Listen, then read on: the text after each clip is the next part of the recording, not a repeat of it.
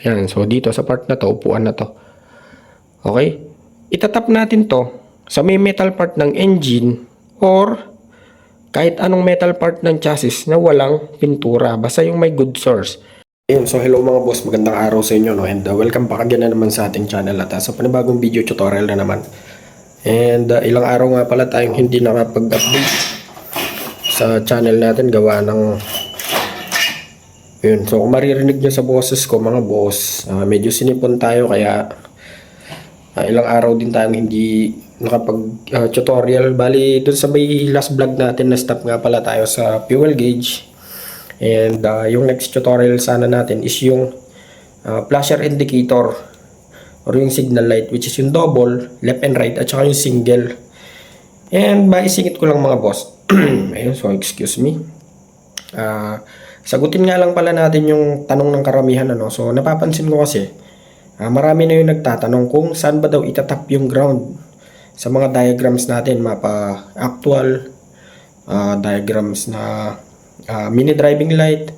So lahat ng diagram. So marami nagtatanong kung saan ba daw kinoconnect yung ground. So explain natin. Yan.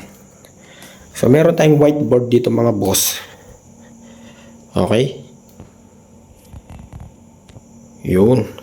So alam naman natin na para mapagana natin yung isang load or isang bagay katulad ng headlight, busina, ano pa ba, flasher, at kung ano pa na pwedeng pagganahin ng kuryente. So laging kailangan yan mga boss ng positive at saka negative.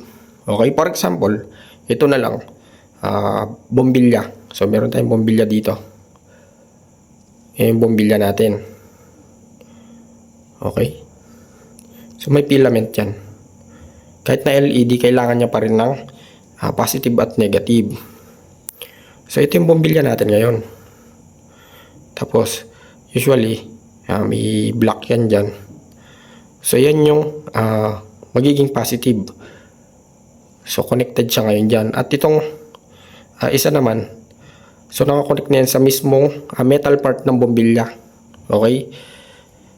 Ngayon, kapag sinuplayan natin yan mga boss, for example, ito yung positive natin. Itong black. Tapos yung isa yung negative. Ito naman, itong metal parts. So yan yung negative. Okay. Ngayon, kapag sinuplayan natin ng positive at negative yan, gawa tayong battery dito.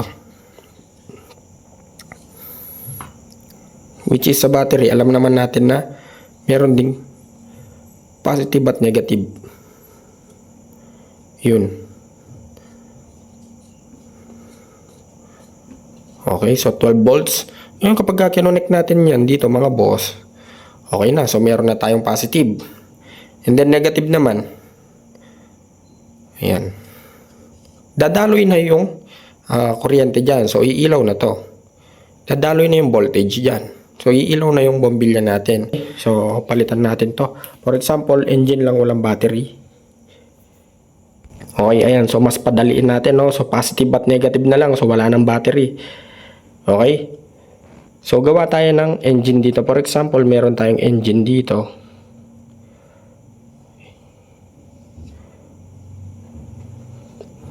Yan. So may engine tayo ng motor dito. Yan. So usually ganyan yung tsura ng engine.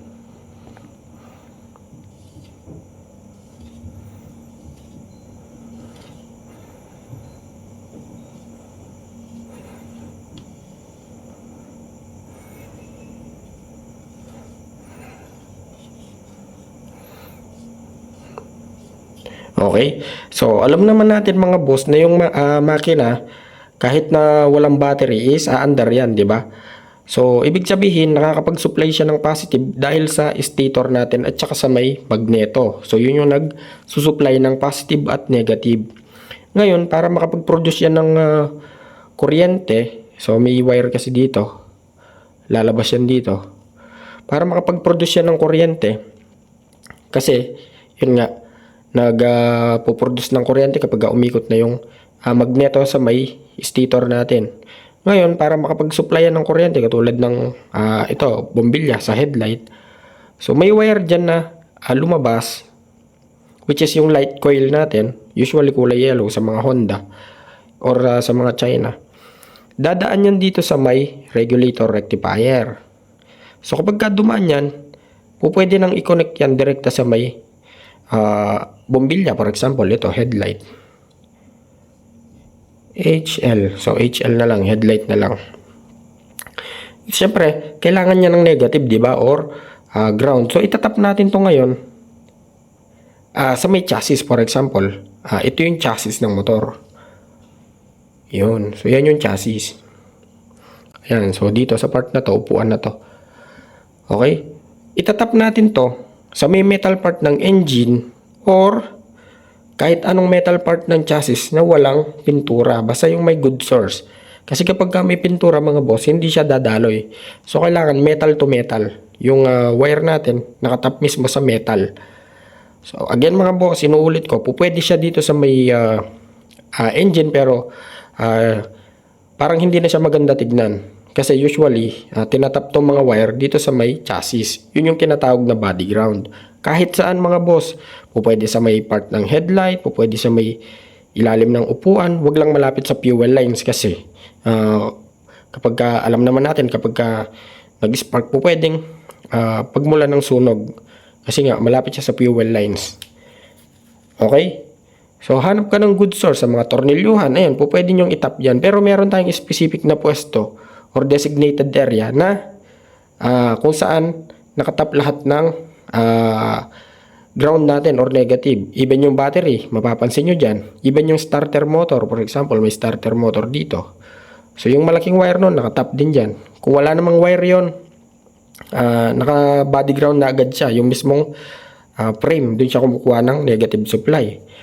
Okay? So again, inulit ko yung buong chassis ng motor at buong metal parts ng makina, basta metal, ay pwedeng pagtapan ng ground or negative para mapailaw to yung bulb natin.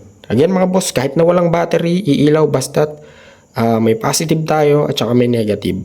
Yun. So bali hanggang dito na lang mga boss. May natutunan kayo, no? At kung nagustuhan nyo yung video na to, so please like, share, and subscribe.